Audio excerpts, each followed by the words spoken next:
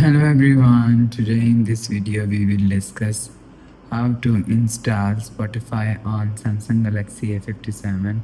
Let's start the video. First of all, go to app library. Here click on Play Store app. After click on Play Store app and click on search and search Spotify.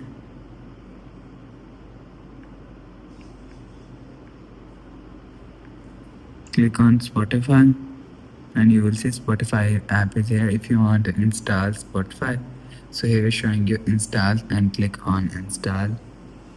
After click on install, your app is installed according to your internet connection. After install app, go back to home screen and app is showing on your app screen. You will see, click on app and you will see continue with email. So that's how you can install Spotify on Samsung Galaxy A57.